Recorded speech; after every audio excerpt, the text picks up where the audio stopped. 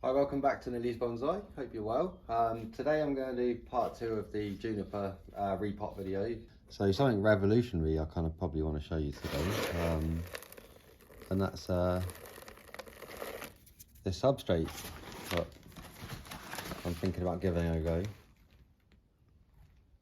No, actually, the the one we're going to use today is way more crazy than that, and I wouldn't consider bothering with this after putting it in a jar of water. Probably even more controversial, if you like, maybe by the end of this video, will be this new thing I'm going to try out, and it's basically chipped brick. Not any old brick, you know, I may add. There's kind of a reason why I've gone down this road. Actually quite a nice looking substrate really. This has been rinsed and washed, so that's why it's actually already saturated, as it were. The stuff in the bucket here hasn't been graded yet, so it's only been broken up. So got a little bit of powder on it, but you can see there's all different sizes there, and quite natural looking really. One of my kind of jobs is I work with an old school friend, and we restore old parts of buildings, walls, bits and bobs, using traditional materials, lime mortar and wood-fired bricks. So going back to what I said earlier, there's only, you know, probably the only one brick I would consider for using in this process is a wood-fired brick, and we acquire lots of offcuts of them. So I thought with these junipers here, they do tend to like lava rock and pumice and things like that. But yeah, I thought would be a cool experiment. You know, I guess I'll be people in the comments, you know, as always, you know, maybe slightly negative about it or whatever, but when you prefer that someone does something like this, tries it, and then you can kind of see the results yourself without having to do it. Hindsight's a brilliant thing. But there's not really much information on it, but when you do read up, the occasional person only has good stories of kind of people back in the day using it as a good substitute and having good results. All I will do is give you a few examples of the bricks that I've crushed down and what you really don't want to be using if you do give this a go. So these are the bricks that I've got bits of offcuts of. They've just been beaten up with a hammer. Like I say, they're a Chalfont clay for anyone who is in the UK, and they are really quite soft. And like I say, they're only wood fired, so you could almost rub them up with your finger. And I'd imagine they're fairly inert. There shouldn't really be anything in it. We use brick acid if we do dirty the bricks. It doesn't dissolve the brick.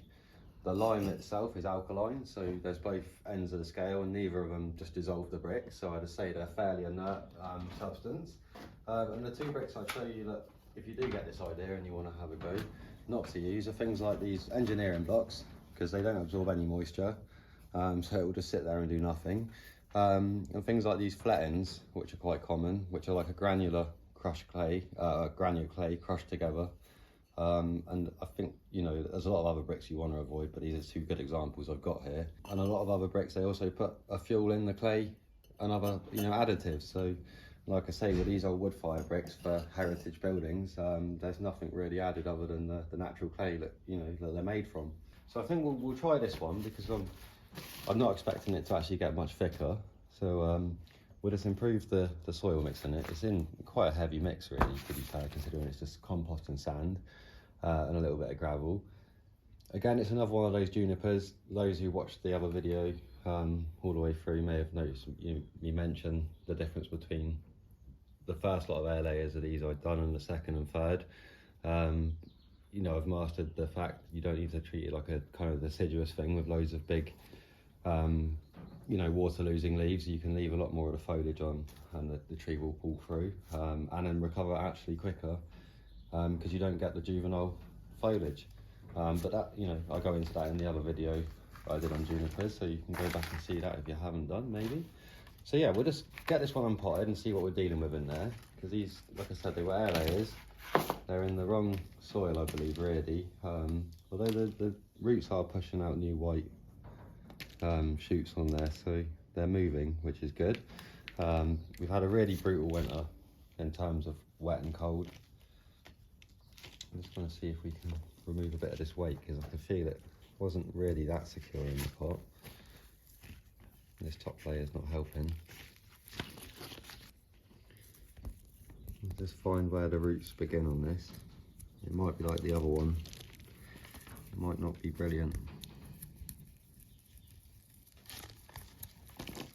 Oh, and I seem to have sat this one on a piece of tile or something. That's probably why that pot felt so heavy. I don't know what we've got going on here, but there's some roots coming from there. There's a bit of broken pot under there, which has served to some purpose. We have got some roots this side. It's not brilliant. So you could potentially get that planting angle there. It would have been nice having a little bit more sloped, I guess.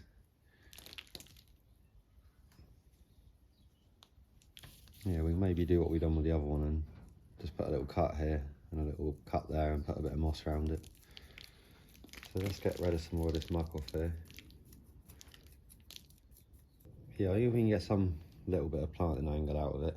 It'll be nice because we're going to have to pick one of these then to carry on with.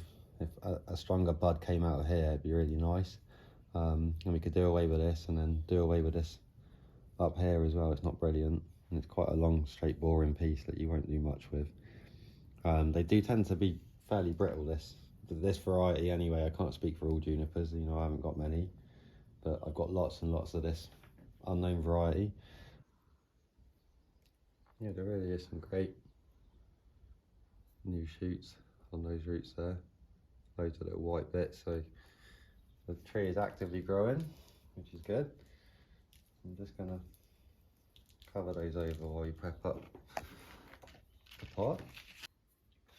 Right, so the other part of the mix isn't really any different from the other juniper mix, well, from the other video, like I say, except there's no molar clay in there, and I've just got like a little handful of vermiculite for a little bit more water retention because we are experimenting with a brick, so it probably isn't quite as absorbent as that soft molar clay.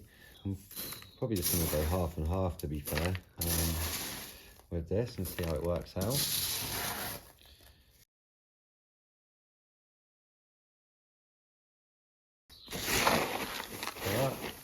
it's actually quite a cool looking mix. I reckon that would pass as lava rock there. And I think the brick, to be fair, will probably act kind of like a pumice or lava rock in the way that it will take in, you know, nutrients and minerals, and then probably release them again as it, you know, dries out and they move to the front. A bit like in the way that a brick wall will take in salts or lime, or, you know, free lime, and then it will bloom out of the face.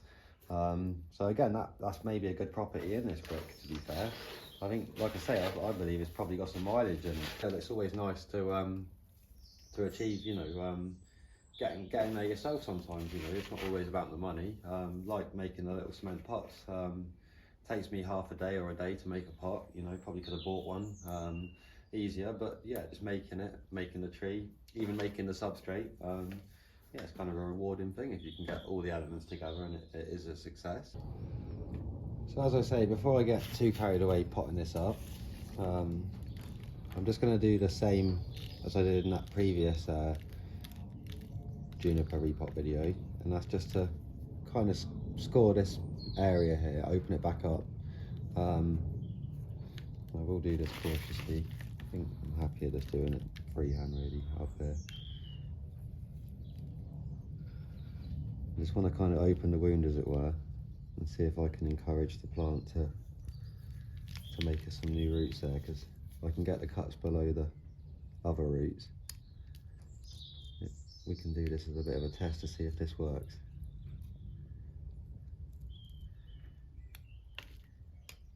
I really just don't want to cut through any of those roots that we've got, trying to achieve more.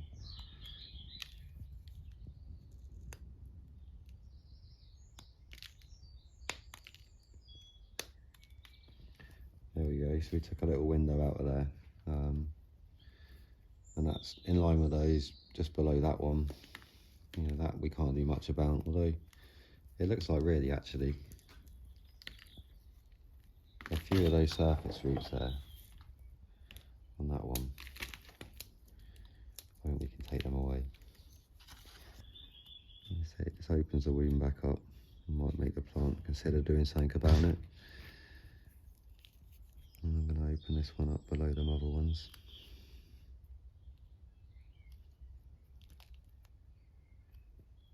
I'm just going to stab into the trunk because it'll keep the knife steady. And make 2 little cuts at the sides just to stop us peeling any roots off again. There we go. Bit of carpentry today as well. There we go, so we'll see how that works out. I think you can only really do one thing from that area, and that's grow a few new roots for us. I'm just going to flare out the ones that we've got here so it knows there's space.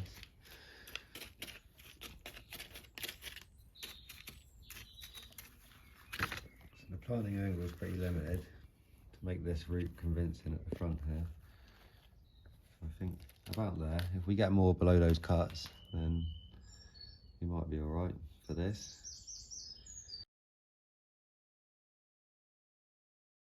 There you go, I think I'm quite happy with that.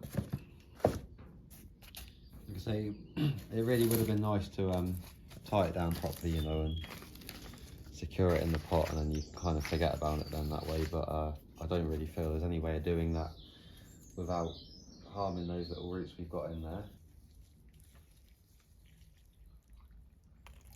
And you see the brick's absorbency there as well, although that, you know, it's already slightly wet really, to be fair. We have to dip these bricks before we lay them, so they don't pull all the water out of the mortar. You can see there the water just runs cleanly through this, so that is a really well drained mix. So it'll be interesting to see maybe in a year or so when we unearth these what's been going on in there. Well, I hope you've enjoyed that experimental pot there that we've done. Maybe a little bit controversial. Hopefully, you know, it'll get me some views. So that's that one there, potted up in brick. I'm going to say probably a better alternative to the old Kittydama or whatever you call it. I'm not going to get into a debate about what's better because I'm not old enough and wise enough yet to make these calls. But in the meantime, we'll do the experiments. So you've got the brick there. That one's in the molar clay and the perlite and bark, so probably more, and a little bit of sphagnum moss. So probably a little bit more traditional. And not in this video, but well, not in a video to be fair. I'll just do it as a separate little project to add to this collection that we got here. Some of you may have seen the little short I did where I potted up another little juniper I had into another mix, but it was a very small little tree in a little cement pot that I made. So I'll do this as our test piece for this trial here. And that was basically potted up in zeolite, which is a kind of natural mineral from what I can make of it. But when I was reading up on this and seeing it kind of mentioned in the bonsai world, it seems to have good properties like a pumice kind of thing. It will take in nutrients and nitrogen for that matter, and then regulate it back out kind of thing. So it's got a property beyond gravel, if you like, and it's got a good absorption. Yeah, good few things about it really. This one sold as a fish tank filter medium, but I've seen it also sold as a top dressing for AstroTurf, things like that. So that's that, and I'll probably, going back to that David Easterbrook on YouTube, some of his videos I've been watching, he uses Kittydama and pumice 70 to 30% mix with some charcoal. I'm just going to do the 70-30 without the charcoal and see how we get on with just that and the molar clay. So that will be added to the pile here. But yeah, like I say, hope you enjoyed it. If you have, give it a thumbs up for us, and if you're not a subscriber, maybe consider subscribing to the channel. Thank you.